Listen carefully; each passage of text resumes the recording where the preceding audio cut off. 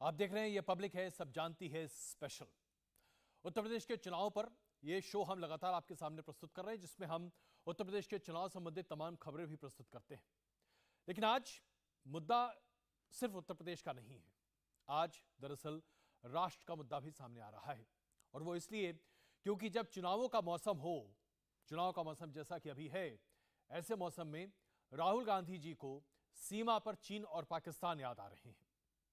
राष्ट्रपति के अभिभाषण के जवाब में राहुल गांधी जी ने न सिर्फ भारतीय जनता पार्टी और प्रधानमंत्री नरेंद्र मोदी को घेरा, बल्कि देश की सुरक्षा को लेकर, देश की अर्थव्यवस्था को लेकर तमाम सवाल खड़े किए। और उसके बाद से बौछार हो गई है प्रतिक्रियाओं की। इसलिए हमने सोचा कि जब यूपी का नाम भी इसमें घसीटा ही जा रहा है, जैसा कि प्रियंका गांधी और वित्त मंत्री निर्मला सीतारमण के ट्वीट के आपस में एक तरह से नोकझोंक में सामने आया, तो यह बेहतर मुनासिब होगा। इसलिए आज हम चर्चा कर रहे हैं चुनाव राज्यों पर, मुद्दे सीमा के। राहुल गांधी जी को चुनाव मौसम में चीन और पाकिस्तान का डर सता रहा है।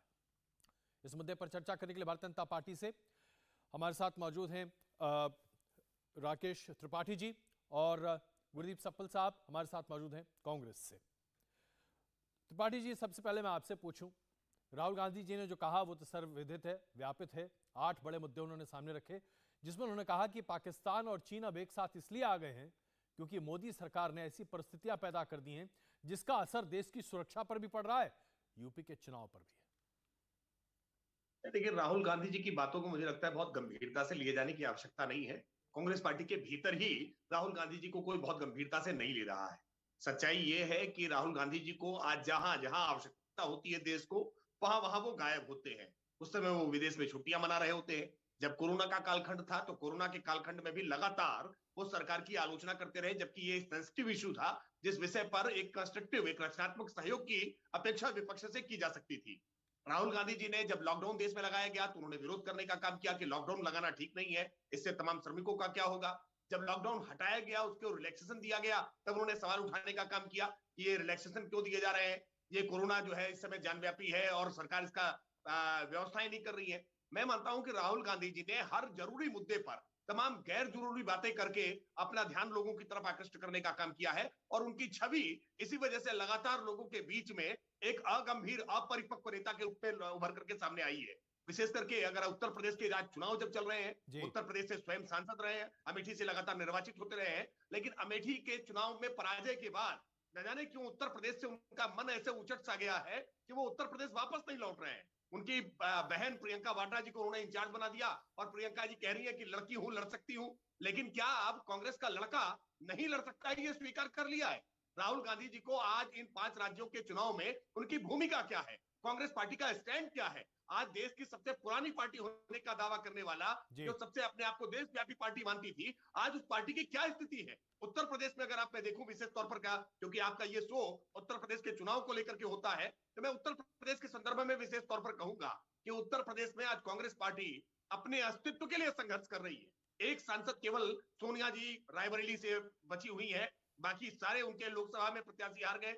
आज विधानसभाओं में उनके पास हाथ का पंजा, जो चुनाव निशान उनका है, उसमें 5 उंगलियां होती हैं। 5 विधायक जिताने की भी आज हैसियत उत्तर प्रदेश में नहीं बची है। ये कितनी हास्यास्पद स्थिति है, और ये सारा दारोमदार, ये सारा जिम्मेदार इसके लिए केवल और केवल राहुल गांधी जी है। क्योंकि राहुल गांधी को कब किस विषय पर क्या कहना है, ये तय नहीं होता है। सप्पल साहब जवाब दे रहे हैं। सप्पल साहब, पहले तो बात इन्होंने कही अपरिपक्व राजनीतिज्ञ हैं, उत्तर प्रदेश छोड़कर भाग गए हैं, लड़की हूं, लड़ सकती हूं, लड़का कहां है, लड़ेगा नहीं, और अब तो स्थिति यह है कि 5 विधायक भी शायद आप नहीं जिता पाए। इतने बड़े आरोप। सप्पल साहब, देखिए, आपने सवाल क्या पूछा था उनसे, उन्होंने जवाब क्या दिया। सवाल कल राहुल गांधी ने जो स्पीच दी थी उसको लेके था, उसके विरोध में इन्होंने वही बात की जो शायद 3 महीने पहले भी यही बात बोलते, 6 महीने पहले भी यही बात बोलते।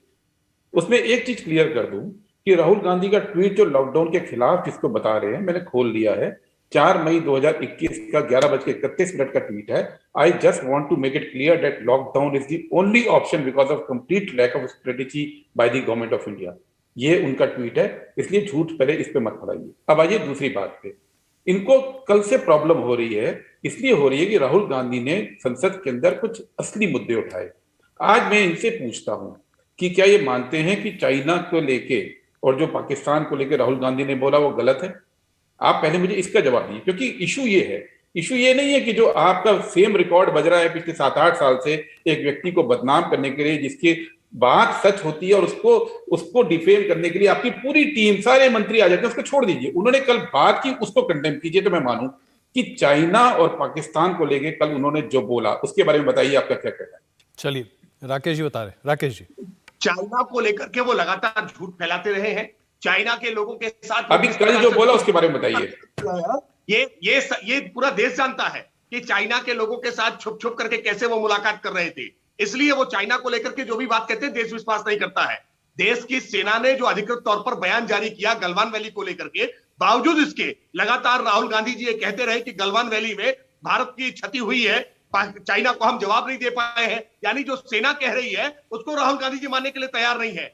वो एक नए तरह का नैरेटिव गढ़ने का लगातार प्रयास करते रहे, लेकिन देश उनकी इन बातों को गंभीरता से नहीं लेता है। आपको देश के सेना पर भरोसा नहीं है। जब सर्जिकल स्ट्राइक होती है तब आप सवाल खड़े करने का काम करते हैं, जब एयर स्ट्राइक होती है तब आप सवाल खड़े करने का काम करते हैं, जब गलवान वैली में भारत के सैनिक चीन के सैनिकों के दांत खट्टे करने का काम करते हैं तब भी आप सवाल खड़े करने का काम करते हैं। ये तय कर लीजिए कि आप भारत की तरफ से हैं या चाइना की तरफ से हैं। इस देश ने पंडित नेहरू के समय के जो देश के पूर्व प्रधानमंत्री रहे, हम लोग के लिए बड़े आदरणीय है, लेकिन उनकी जो भारत चीन के साथ हिंदी चीनी भाई भाई वो जो नारा लगा रहे थे ना, पंचशील के सिद्धांत जोड़ रहे थे ना, उसका खामियाजा उनको भुगतना पड़ा पूरे देश को। और उसके बाद कैसे अक्साई चीन को उन्होंने कह दिया था कि यहां पर तो एक दूब का टुकड़ा भी नहीं उगता है, इसलिए इस बंजर जमीन को अगर हमने दे ही दिया तो क्या हो गया। कांग्रेस की रणनीति क्या रही है, कांग्रेस के विचार क्या रहे हैं इस देश को लेकर के, जो बनाना रिपब्लिक घोषित कर देते हो भारत को, वो भारत के संदर्भ में चाइना और पाकिस्तान की बात ना करें तो ही बेहतर है। पाकिस्तान को मुकम्मल जवाब अगर किसी ने दिया है तो 56 इंच की छाती वाले नरेंद्र मोदी जी ने देने का काम किया है। पाकिस्तान को मुंहतोड़ जवाब भारतीय जनता पार्टी की सरकार ने दिया है। वैश्विक स्तर पर हमने कूटनीतिक तौर पर भी उसको एक्सपोज किया है, हमने एविडेंसेस सबके सामने रखने का काम किया है, और एयर स्ट्राइक और सर्जिकल स्ट्राइक करके भी हमने मजा चखाने का काम किया है। याद करिए आपकी सरकार के दौरान। अब मेरे को जवाब देने दीजिए। अब Ajay ji limit ji please जवाब दीजिए। ठीक है त्रिपाठी जी, जरा जवाब सुन लेते हैं जी सफल जी। लेकिन इस जवाब के साथ साथ अगला सवाल जो है मेरा वो आपके लिए होगा सफल साहब, जवाब छोटा सा दीजिएगा। अगला सवाल आपके लिए जी। पहले मैं इसका जवाब दे दूं जी, क्योंकि मुद्दा जिसको लेके है उसका जवाब जरूरी है। पर बीजेपी क्यों गलत जवाब दे रही है, क्योंकि बीजेपी के तमाम मंत्री आजकल पार्ट टाइम मंत्री हैं, पार्ट टाइम ज्यादातर टाइम वो संघ का ही काम कर रहे हैं। वो भूल गए कि जो राहुल गांधी ने कल बोला कि चाइना और पाकिस्तान एक साथ आ रहे हैं, वो इससे कुछ महीने पहले सितंबर 2021 में भारत के सेना अध्यक्ष MM नवराने ने यही बात बोली कि इस समय चैलेंज ये है कि चाइना और पाकिस्तान का एक साथ आने का खतरा हो रहा है। इसके पहले जून 2020 में chief of defence staff general Bipin Rawat ने यही बात बोली थी, और उन्होंने एक लेक्चर में कहा था कि इस समय सबसे बड़ा खतरा ये हो रहा है कि चाइना और पाकिस्तान के साथ दो फ्रंट का हमको चैलेंज हो रहा है। और ये बात राहुल गांधी ने कोई अनाड़ी पने में नहीं बोली। आप जवाब अनाड़ी पने में दे दीजिए उनका, लेकिन मैं क्योंकि देश की बात है मैं सीरियस बात करूंगा। ये बात सबसे पहले चाइना स्टडी ग्रुप ने 2006 में डॉक्टर मनमोहन सिंह को रिपोर्ट दी थी, जिसके बाद ये तय हुआ था। और ये डिफेंस मिनिस्टर ने 2009 में एंटनी जी ने और जनरल गौतम कपूर ने 2009 में ये देश का स्टेटमेंट दिया था। सफल साहब इसमें तो कोई दो राय नहीं है कि दो दुश्मन देश हैं। बात पूरी अजय जी, नहीं अजय जी बात पूरी नहीं, मैं इसलिए कह रहा हूं कि देखिए जो शाश्वत सत्य है उसको बार बार सामने रखना तो ठीक नहीं है ना। नहीं आप मुद्दे की बात मुझे पूरी करने दीजिए जी प्लीज। क्योंकि 2009 के अंदर देश ने एक स्ट्रेटेजी बनाई थी कि दो फ्रंट वॉर एक पॉसिबिलिटी है, और ये तैयारी करनी शुरू हुई थी कि दो देशों से वॉर होगी तो हम 30 दिन तक लड़ सके, और एक देश से होगी तो 60 दिन तक लड़ सके। लेकिन मोदी सरकार के अंदर जो काम हुआ 2018 में, त्रिपाठी जी स्टैंडिंग कमेटी की रिपोर्ट में सेना ने स्वीकारा कि हमारे पास केवल 10 दिन लड़ने की काबिलियत बची है। ये आपका नेशनल सिक्योरिटी का रिकॉर्ड है। दूसरी बात अजय जी रोकिएगा नहीं, जो जरूरी बात है, इस वॉर को लड़ने के लिए यूपीए सरकार ने माउंटेन स्ट्राइक कोर का नया डिवीजन बनाया था, 80,000 लोगों का, सैनिकों का। आपकी सरकार ने त्रिपाठी जी लोकसभा में सवाल के जवाब में लिखित में बोला कि हम अब माउंटेन स्ट्राइक कोर नहीं बनाएंगे क्योंकि हमारी फाइनेंशियल हालत कमजोर है। ये इस तरह से आप देश सफल साहब देखिए ऐसा है कि इसके लिए जो अभी जो आरोप प्रत्यारोप लगाए जा रहे हैं, इसमें तो कोई शक नहीं है कि देश का कोई भी शासक क्यों ना हो, कोई भी पार्टी क्यों ना शासन कर रही हो, देश की सुरक्षा को दांव पर रख के तो कोई शासन नहीं करेगा। ये बात तो हर कोई मानेगा ना। अब इस पे भी खैर चलिए, लेकिन अभी जो राकेश जी ने सवाल उठाया था, मैं उस पर वापस आ रहा हूं सर, हम उस पर वापस आ रहे हैं। Please let us be on the topic sir, my humble request sir. सफल सर, मोदी जी हैं, सफल सर, मोदी जी ने बोला था ना कोई आया ना कोई गया। नहीं सफल sir, the topic is not China sir, topic is not China sir, let us not get back. आइए वापस आते हैं मुद्दे पर आते हैं। मुद्दा ये है कि अभी देखिए, एक बात, इस बात का जवाब दीजिए ना, अगर राकेश त्रिपाठी ये सवाल उठा रहे, सफल साहब, सफल जी प्लीज सर, अगर राकेश जी ये सवाल उठा रहे हैं, लड़की हूं लड़ सकती हूं, लड़का भाग गया, क्या राहुल गांधी क्या उत्तर प्रदेश से विमुख हो गए? इस सवाल का जवाब तो देना पड़ेगा सर। राहुल गांधी जी की कितनी चुनावी सभाएं अभी तक हुई हैं यूपी में, बताइए ना। आपको क्या लगता है कि राहुल गांधी यूपी में? मुझे क्या लगेगा सर, सवाल राकेश जी का है, जवाब मैं आपसे ले रहा हूं। हाँ, पहले वाले सवालों का आपने जवाब नहीं, उन्होंने बहुत लंबा लेक्चर दिया था कांग्रेस पार्टी को लेके, जब मैं जवाब दे रहा था आप रोक रहे थे। खैर, मैं त्रिपाठी जी को बोल देता हूं, त्रिपाठी जी देशभक्त होने के नाते मोदी जी से पूछ लीजिएगा पहले कि कोई आया नहीं कोई गया नहीं, तो 14 कोर कमांडर सर आप फिर सवाल से अलग हट रहे हैं। बहुत सीधा सा सवाल है, देखिए मैं बहस को मुद्दे पे ला रहा हूं, हम इसको स्ट्रेच करना चाहें तो बहुत लंबे स्ट्रेच कर सकते हैं। प्रियंका गांधी, हम सर मुद्दे पे प्लीज जी। आपने शुरू में जो किया था डिबेट का इंट्रोडक्शन में, उसी पे टिका हूं जी। प्रियंका गांधी इंचार्ज है, कांग्रेस पार्टी ने यूपी से नई शुरुआत की, महिलाओं के सशक्तिकरण की कि 40% सीटें देंगे, इसलिए वो नारा लड़की हूं लड़ सकती हूं। 60% लड़के भी लड़ रहे हैं त्रिपाठी जी, उनको मत भूलिए, उनमें भी लोग जीतेंगे। जहां तक राहुल गांधी की बात है, राहुल गांधी तो कैंपेन करेंगे, अभी आप आने दीजिए ना। अभी कल एक लोकसभा में बोला, तब तो आप सारे हिल गए हैं, कल से जो है इसी पे चर्चा कर रहे हैं, इसके बावजूद बोलने को कुछ नहीं है, वही रिटोरिक, वही टेप रिकॉर्डर फिलहाल बजाते रहते हैं। अभी आने दीजिए, चुनाव शुरू हुआ है। तो यानी कि यूपी में राहुल गांधी जी दिखाई देंगे चुनाव प्रचार करते हुए एक्टिवली, लड़कियों के साथ बराबर कंधे से कंधा मिलाकर लड़ेंगे। 100%, 60% आदमी भी लड़ रहे हैं, लड़के भी लड़ रहे हैं। चलिए मत भूलिएगा, 100% राहुल गांधी वहां हैं। त्रिपाठी जी, अब राहुल गांधी जी वहां होंगे जरूर, और ये कहती हैं एक दिन भाषण दिया तो आप इतने हिल गए हो, सारे मंत्री उनके पीछे हाथ धोकर पड़ गए। त्रिपाठी जी नहीं, इन्होंने ये भी नहीं पूछा अपनी सरकार से कि भाई क्यों देश की सुरक्षा खतरे में डाला हुआ है। पूछ लेते, केवल संघ के सवाल पूछोगे यार, देश के सिटीजन के नाते भी सवाल पूछ लो सरकार से। आप भी तो नागरिक हो, आपके भी दिल में दर्द होना चाहिए ना। वो सवाल पूछ रहे हैं अभी, लेकिन आपसे पूछना चाहते हैं। राकेश जी सवाल पूछिए सर। राकेश जी, राकेश त्रिपाठी देखो ना जी। अजय जी, मुझे नहीं समझ में आ रहा है कि क्यों आपसे ये खबर छूट गई। आप बहुत सीनियर जर्नलिस्ट हैं, हर खबर पर पैनी निगाह रखते हैं, मुझे लगता है ये खबर पर ध्यान आ जाना चाहिए था, क्योंकि ये कह रहे हैं कि राहुल गांधी जी के भाषण के बाद सब लोग हिल गए। इसका मतलब जो राहुल गांधी जी ने कहा था पहले कि मैं जब संसद में बोलूंगा तो भूकंप आ जाएगा, शायद वो भूकंप आ गया था, लेकिन आप बता नहीं पाए, ये ब्रेकिंग खबर आपने दी नहीं कि भूकंप आया है। भूकंप के कारण ही सब लोग हिल गए थे ना। अरे ऐसे ही आप हिल रहे हैं, वो तो सबको दिख रहा है, आपको बता लिया है, इसी वजह से तो मैं मानता हूं खबर छूट गई मुझसे। उतर गए मैदान में, लेकिन जवाब नहीं देंगे। आप मुद्दे पे जवाब, मैं बहुत गंभीरता से कह रहा हूं। अच्छा सफल साहब, आप नया उद्घाटन कर रहे हैं, भारत के लिए चाइना दुश्मन हो गया है, भारत के लिए पाकिस्तान दुश्मन हो गया है। अरे भाई, देश की आजादी के बाद से ही हमने जो प्रधानमंत्री अटल बिहारी वाजपेयी जी कहा करते थे कि हम अपने शत्रु बदल सकते हैं, अपने पड़ोसी नहीं बदल सकते हैं। ये दुर्भाग्य से हमारे पड़ोसी है और लगातार भारत के खिलाफ षड्यंत्र करते रहे हैं। चाइना के खिलाफ हम युद्ध लड़ चुके हैं, पाकिस्तान के साथ हम कई बार मोर्चों पर आ चुके हैं, और लगातार पाकिस्तान ने छद्म युद्ध छेड़ रखा है। इसलिए चाइना पाकिस्तान को लेकर के राहुल गांधी जी कोई नया तथ्य लेकर के आए हैं, कोई नई बात लेकर के आए हैं, ऐसा नहीं है।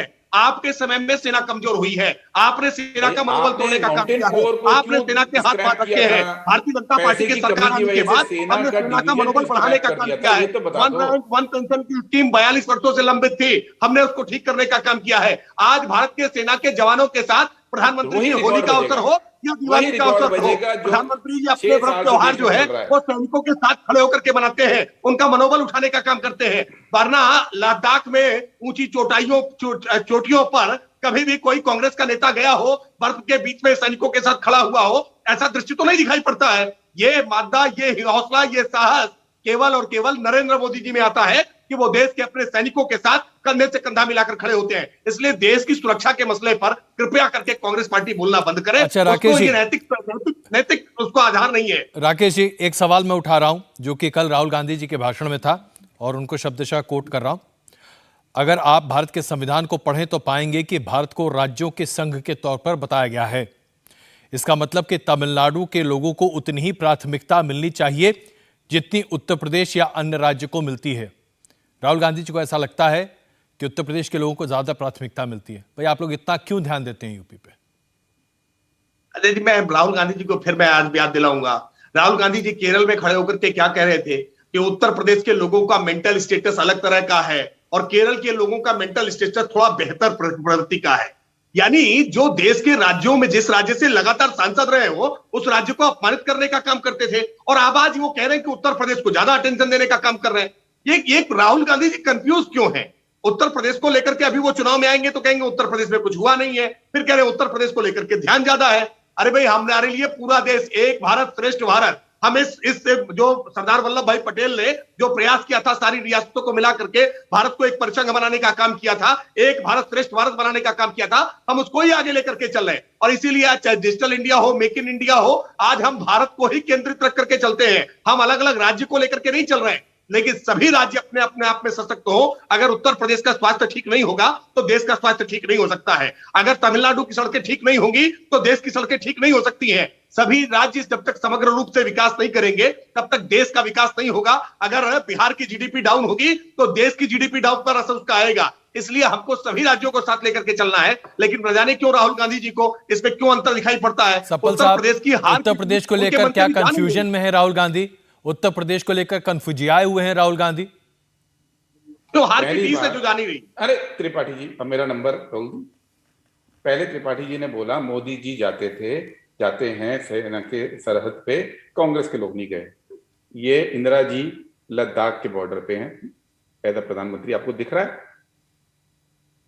रुक जाओ, ठीक है, अभी आपको मैं कुछ और भी दिखा देता हूं। ये दिख रहा है डॉक्टर मनमोहन सिंह सियाचिन पे, दिख रहा है। आपकी प्रॉब्लम ये है कि आप लोगों की ना हिस्ट्री मोदी से शुरू हुई, बाकी आपने सब इतिहास भुला दिया। प्रॉब्लम बड़ी है। मैं नेहरू जी की दिखा दूंगा फोटो में, आप मेल भेजिए, मैं आपको मेल पे भेज देता हूं ताकि आप अगले डिबेट में ये बातें ना कहें। मैं राजीव गांधी की भी दिखा दूंगा, मैं मनमोहन सिंह जी की भी दिखाऊंगा, मैं नरसिम्हा राव जी की भी दिखा दूंगा। प्रोपेगेंडा का इवेंट करके जो पीआर का काम है ना, वो मोदी जी ने शुरू किया है। बाकी लोग गरिमा के साथ ऐसा प्रधानमंत्री जाते थे, ऐसा इवेंट मैनेजर नहीं जाते थे। फर्क यहाँ पे है पहली, ठीक है ना। आप इस बात को समझिए कि इस देश में जो पहले प्रधानमंत्री रहे ना, जितने भी रहे, वो इस देश नहीं चुने थे त्रिपाठी जी, और वो इस देश के प्रति बड़े बड़े होनहार थे। उन्होंने इस देश को आगे बढ़ाया। आपने चाइना वॉर की बात अभी कर दी थी। सिक्किम में 67 में झड़प हुई थी, भारत जीता था, आपको मालूम है ये बात? और उसके बाद 2018 में चाइना की हिम्मत हुई।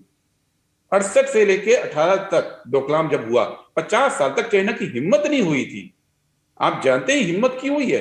क्योंकि संसद में सरकार ने 2-3 बार ये बोला कि हमारे पास पैसा नहीं है सेना के लिए, लिखित जवाब में बोला। चाइना समझता है आप कमजोर हो रहे हैं, आपकी इकोनॉमी कमजोर हो रही है। आप समझिए देश में हो क्या रहा है। आप राहुल गांधी को जितना गरिया लीजिए, मैं सुनता रहूंगा, हम 7-8 साल से सुन रहे हैं, लेकिन कम से कम एक बार देश की भी चिंता कीजिए। ये देश भी बहुत ठीक है, आपने अपनी बात रखी, लेकिन इस बात का तो जवाब दीजिए, क्या यूपी को लेकर राहुल गांधी कंफ्यूजन में है, कंफ्यूजियाए हुए हैं? राहुल गांधी कंफ्यूजन में नहीं है। नहीं, इन्होंने 2 बातें बोली, एक तो यूनियन ऑफ स्टेट्स पे और एक यूपी पे। Tripathi ji, union of states नहीं है भारत, ये बताइए राहुल गांधी ने इसमें क्या गलत बोला? संविधान के पहली लाइन में लिखा हुआ है ना, आपने संविधान पढ़ा होगा। प्रधानमंत्री भी संविधान की शपथ लेते हैं, सारे एमपी भी लेते हैं। आप बीजेपी के जितने एमपी एमएलए हैं उन्होंने संविधान की शपथ ली। उन्होंने संविधान कभी पढ़ा नहीं खोल के, पहली लाइन पे नहीं पढ़ी कि India that is a union of states. यही तो राहुल गांधी ने बोला। इस पे क्यों आपको इतनी आपत्ति हो गई है?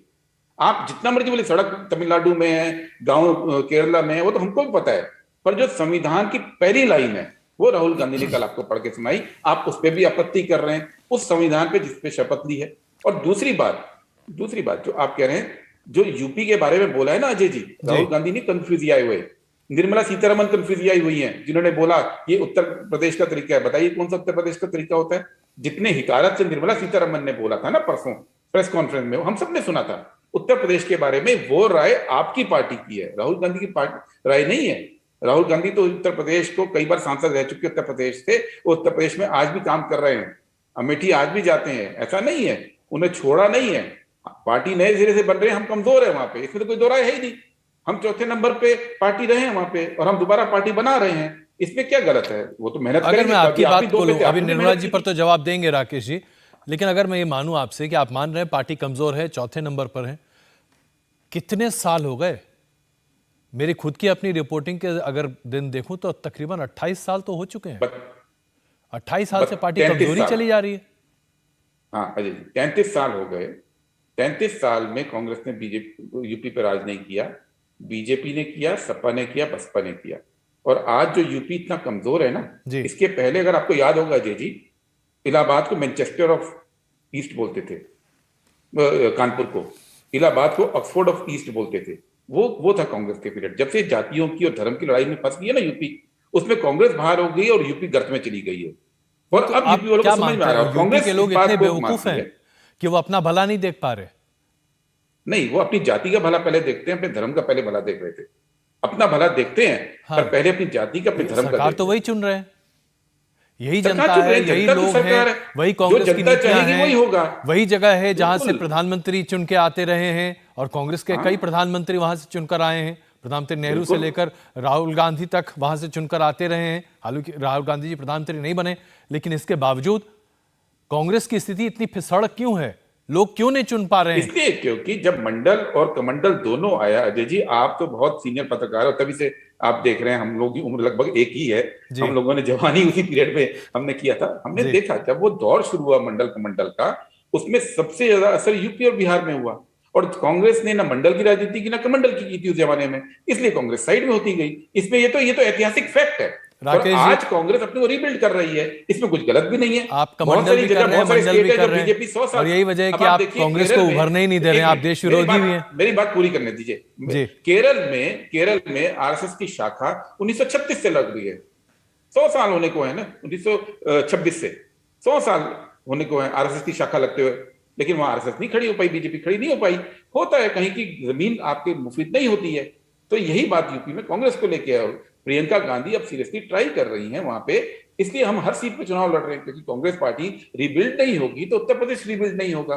ये बात उत्तर प्रदेश के लोग समझते भी हैं, बोलते भी हैं पर्सनल बातचीत में, ऐसा तो नहीं है। लेकिन वोट नहीं देते आपको। प्रॉब्लम जाति से होती है, एक तो धर्म से होती है। नहीं, समझते हैं, बोलते हैं, लेकिन वोट नहीं देते आपको। वोट तो उनको कमंडल मंडल पर ही देखना होता है। हमको इस बार वोट पड़ेगा, आप देखिएगा, इस बार वोट पड़ेगा। कांग्रेस पार्टी पुनर्जीवित हो रही है वहां पे, पीछे नहीं पड़ा, ये बात सच है। इसमें तो कोई मतलब बचाव की बात थोड़ी है। राकेश जी, मंडल कमंडल करके आपने उत्तर प्रदेश की जनता का बंटाधार कर दिया। जीरो आ रहा है इनका, जीरो बंटाधार कर रहे हैं पंजाब यूपी का। देखिए, अगर कम से कम सप्पल साहब ने एक बात मान ली कि कांग्रेस पार्टी उत्तर प्रदेश में पुनर्जीवित हो रही है, इसका मतलब मृतप्राय हो गई थी, ये स्वीकार कर लिया है। लेकिन मैं मानता हूं मृतप्राय क्यों हो गई है, कारणों को भी करेंगे तो शायद आप पुनर्जीवित होने की कुछ उम्मीद कर सकते हैं। आप उत्तर प्रदेश की सुरही जनता को ये कह रहे हैं कि वो जाति के आधार पर, मजहब के आधार पर वोट करती है। वो उत्तर प्रदेश जिसने देश को सबसे ज्यादा मत लीजिए, आप मुस्लिम शब्द का उच्चारण मत कीजिए। मैं मान लूंगा कि आपकी विचार मेरे से मिलते हैं। मैं चुपचाप सुन रहा था ना आपको। अरे भैया, इसके बाद आप ही को नंबर ले रहा हूं आपसे, आप नोट कर लीजिए ना। आप तो वैसे भी अच्छा तस्वीर वगैरह दिखा रहे थे, तो आप तो नोट कर लेते हैं, नोट करके फिर बताइएगा उसका जवाब। मैं बहुत विनम्रता से कह रहा हूं, उत्तर प्रदेश की राजनीतिक चेतना मैं मानता हूं सबसे ज्यादा है, इसलिए क्योंकि उत्तर प्रदेश ने देश को सबसे ज्यादा प्रधानमंत्री दिए हैं। वर्तमान प्रधानमंत्री भी उत्तर प्रदेश से ही निर्वाचित होकर के आते हैं। इससे पहले भी आप अगर सिलसिलेवार देख लेंगे तो जवाहरलाल नेहरू जी को देखेंगे या चंद्रशेखर सिंह या आज नरेंद्र मोदी जी तक, इस देश के लिए प्रधानमंत्री होने की अनिवार्य योग्यता में से एक योग्यता कहीं ना कहीं यह भी मानी जाने लगी थी कि उसका उत्तर प्रदेश से कोई ना कोई जुड़ाव होना चाहिए। उत्तर प्रदेश की इतना जो राजनीतिक समृद्धशाली उत्तर प्रदेश रहा हो, जहां से आपकी कांग्रेस की अध्यक्षा श्रीमती सोनिया जी स्वयं वहां से सांसद हो, उस उत्तर प्रदेश को आप कह रहे हैं कि वो मंडल कमंडल के प्रभाव में आ गया है। सच्चाई ये है कि आपके नेताओं का अभिमान, अहंकार इतना हो गया कि आज उत्तर प्रदेश में केंद्रीय गृह मंत्री आदरणीय अमित शाह जी, जगत प्रकाश नड्डा जी हमारे राष्ट्रीय अध्यक्ष दरवाजे पर जाकर के दस्तक दे रहे हैं, लोगों को सरकार की उपलब्धियां बता रहे हैं, क्योंकि लोकतंत्र में यही होता है। आपने सरकार चलाई है, आप जनता को जाकर के हिसाब देंगे, और विपक्ष का काम होता है कि वो सरकार की खामियों को बताएगी। लेकिन सरकार की खामियों को बताने के लिए हिम्मत नहीं इनमें हो रही है कि जनता के बीच में जाए। ये जनता के बीच में जाएंगे नहीं और कहेंगे कि मंडल कमंडल में फंस गया है। अरे भाई, प्रियंका जी क्यों नहीं डोर टू डोर जा रही है? क्यों नहीं Rahul Gandhi ji door to door जा रहे हैं? आप तो मान रहे हैं ना कि आप मृतप्राय हैं। आपको तो सबसे ज्यादा मेहनत करने की आवश्यकता है। लेकिन सच्चाई ये है कि आपके नेता अहंकार में अभी भी ग्रसित है, वो जनता के बीच में जाना नहीं चाहते हैं। और 27 साल यूपी बेहाल का आपने नारा दिया था, आप खाट यात्राएं शुरू की थी आपने, उसके बाद वो खाट बिछाई और उसी पर सो गए आपने 27 साल यूपी बेहाल के नारे को किनारे रख दिया, आपने अखिलेश यादव जी के साथ गलबहियां कर ली। यानी जिस अखिलेश यादव की कानून व्यवस्था का आप रोज पानी पी पी कर कोस रहे थे, उन्हीं अखिलेश यादव जी के हाथ में हाथ डाल करके लखनऊ की सड़कों पर घूमने लगे। लेकिन आप अपनी पॉलिसीज को लेकर के, अपनी कार्यक्रमों को लेकर के, अपनी रणनीति को लेकर के भ्रम की स्थिति में रहते हैं। आप जो तय करते हैं आप उस तक खड़े नहीं उतर पाते। चलिए इसका जवाब लेता हूं सपल साहब। लेकिन इनकी बदायूं की महिला प्रत्याशी ने पार्टी ये कहकर के छोड़ दिया, टिकट ये कह के वापस कर दिया कि जिलाध्यक्ष मेरे साथ अपमान कर रहा है। यानी पार्टी के भीतर पार्टी की महिला प्रत्याशी से जिलाध्यक्ष अपमान कर रहा है और आप संज्ञान तक नहीं लेते हैं। सपल साहब, यही है सपल साहब, हेमंत बिस्वा शर्मा जी ने कहा। बस एक बात पूरी कर लूं। जी प्लीज। हेमंत बिस्वा शर्मा जी ने जो बात कही थी जब वो कांग्रेस के नेता हुआ था कि मैं असम के महत्वपूर्ण मसलों पर जब बात करने के लिए राहुल जी के पास गया तो राहुल जी अपने पिद्दी के साथ अपने कुत्ते को बिस्कुट खिला रहे थे और उसके साथ खेलने में उनको ज्यादा आनंद था। यानी जब आप अपने क्षेत्रीय नेताओं के साथ, प्रादेशिक नेताओं के साथ इस प्रकार का व्यवहार कर रहे हैं, उससे कांग्रेस पार्टी की आज ये दुर्दशा हुई है। चलिए अब इसका जवाब देना सपल साहब, बहुत सारे सवाल आपके और आपकी पार्टी के लिए, प्लीज। त्रिपाठी जी, आपने जितनी बातें बोली मैं फिर से बोलता हूं, अजय जी के सारे दर्शकों ने पहले सुनी हुई है, लेकिन नई बात आज एक बोल दीजिए कि आप ये मानते हैं कि यूपी की जनता धर्म पे चढ़ाव वोट नहीं देगी, इसलिए बीजेपी इस बार अब हिंदू मुस्लिम का जिक्र नहीं करेगी, को मुसलमान शब्द यूज नहीं करेगी, सब नागरिकों को एक मान के कैंपेन करेगी। ये आज आप कमिट कीजिए अपनी पार्टी की ओर से, कीजिए कमिट। मैं मान लूंगा कि आप मेरी वाली बात बोलते हैं, कीजिए कमिट इस बात को। आप जो बोलते हैं, अभी आपने बोला डोर टू डोर कैंपेन कर रहे हैं अमित शाह जी, कल तो प्रियंका जी नोएडा में थी, डोर टू डोर आपने देखा नहीं था? हर कॉन्स्टिट्यूंसी में डोर टू डोर कर रही है। आपने पूछा सरकार की कमियां गिनाएं, अभी तो कल पॉलिसी की कमियां 3 गिनाई राहुल गांधी ने, 3, तो उसमें इतनी परेशानी हो रही है। कमियां तो हम गिनाते हैं। कल अगर आपने मल्लिकार्जुन खड़गे जी का भाषण सुना होता राज्यसभा में, 1 घंटा बोले, एक एक चीज पे कमियां गिनाई, आपने क्यों नहीं सुना? आप केवल मोदी जी को सुनेंगे तो इस देश में लोकतंत्र जीवित कैसे रहेगा? त्रिपाठी जी सुनिए खड़गे जी ने कल क्या बोला, सारी कमियां आपको दिख जाएंगी सरकार की। सुनिए राहुल गांधी ने कल क्या बोला, आपको सरकार की अप्रोच में फर्क हो जाएगा। और प्लीज इस बार हिंदू मुस्लिम करके वोट मत मांगिए। आप बोलिए उत्तर प्रदेश की जनता सुधी जनता है, हम हिंदू मुस्लिम नहीं करेंगे, राकेश जी हिंदू मुस्लिम करके वोट मत मांगिए, तो यानी कि आप वोट मांगते रहें, उससे अब अलग हटने के लिए कह रहे हैं सपल साहब।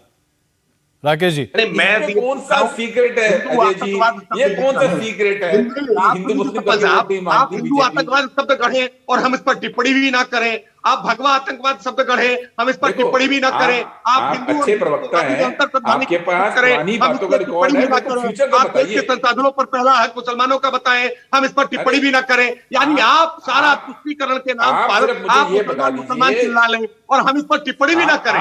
अरे भाई, हम तो सबका साथ, सबका विकास, सबका विश्वास और सबका प्रयास ना केवल कह रहे हैं बल्कि करके दिखा रहे हैं। आप मुझे ये बता दीजिए, इस चुनाव पे योगी जी के परफॉर्मेंस पे लड़ेंगे या हिंदू मुसलमान करके लड़ेंगे? बता दीजिए ना। आप राकेश जी जवाब दीजिए। राकेश जी फटाफट कर रहे हैं, मैं इंप्रेस हो रहा हूं आपसे। आप इंप्रेस हो रहा हूं, आपके पास डेटाबेस और रिकॉर्ड बहुत अच्छा है। नहीं सुन लीजिए, हम बिल्कुल आप बता देते हैं। देखिए, आप हम उत्तर प्रदेश में MY समीकरण पर चुनाव लड़ रहे हैं और MY समीकरण का मतलब होता है मोदी और योगी समीकरण पर। आज जो केंद्र की नरेंद्र मोदी सरकार ने काम किया है और उत्तर प्रदेश की योगी आदित्यनाथ सरकार ने काम किया है, इस डबल इंजन सरकार के आधार पर ही हम उत्तर प्रदेश की जनता के बीच में जा रहे हैं। हम बता रहे हैं कि उत्तर प्रदेश की जनता को कैसे आज 2 करोड़ 61 लाख हमने शौचालय देने का काम किया है। महिलाओं के उत्थान की बात तो आप कर रहे हैं, लेकिन महिलाएं जब खुले में शौच के लिए जाती थी ना, सपल साहब शायद आपने वो देखा नहीं होगा दृश्य कि ग्रामीण क्षेत्र की महिलाएं जब शाम को मोटर गाड़ी की जब हेडलाइट पड़ती है ना, तो उनको खड़े हो जाना पड़ता था, क्योंकि सड़क के किनारे खुले में शौच में जाती है और जब लाइट की रोशनी होती है। ये पीड़ा आप नहीं जानते। आप उत्तर प्रदेश के अगर क्राइम का अगर आंकड़ा उठाकर देखेंगे तो महिलाओं के साथ जो होती है उनमें बड़ी संख्या में वो घटनाएं होती है जो खुले में शौच में गई हुई महिलाओं के साथ होती है। हमने आज महिला सम्मान से शौचालय को, लेकिन ये बात आपको समझ में नहीं आएगी, क्योंकि आपके लिए तो लड़की हूं लड़ सकती हूं स्लोगन हो सकता है। हमारे लिए लड़कियों को समृद्धशाली करने के लिए, महिलाओं की गरिमा की वापसी के लिए, महिलाओं के स्वाभिमान के लिए, उनके स्वावलंबन के लिए हमने काम किया और हम इसके आधार पर जनता के बीच में जा रहे हैं। चलिए मैं इस बहस को अब यही खत्म कर रहा हूं। मैं क्षमा चाहता हूं आप दोनों से बहस को खत्म करना पड़ेगा। संस्कार आधी रात को प्रशासन क्यों कराता है? अगर आप इतना लड़कियों के बारे में सोच रहे हैं, उनकी अस्मिता के बारे में सोचते हैं, क्यों आधी रात को दाह संस्कार प्रशासन कराता है? अरे उनके परिजनों की पार्टी के लोग आप क्यों चलिए, इस ये बात लंबी को शाश्वत आप बहस क्यों- है, इस पर लगातार आप क्यों बहस होती सुनीता रही सिंगर को है। टिकट देते आप फिर दोनों का बहुत धन्यवाद इस क्यों चर्चा में शामिल होने के लिए। हमने शुरुआत की थी राहुल गांधी से, आखिरकार यूपी का नाम क्यों नहीं ले रहे? यूपी का नाम लिया भी तो इस अंदाज में, बहुत ही अलग अंदाज में। लेकिन हाँ, इसमें कोई शक नहीं है कि राहुल जी को अभी चुनाव के बीच में सबसे ज्यादा सीमा की सुरक्षा याद आ रही है। चुनाव के बारे में शायद बहुत कुछ कम टिप्पणियां हैं। उम्मीद है कि राहुल गांधी जी यूपी और तमाम अन्य राज्यों में भी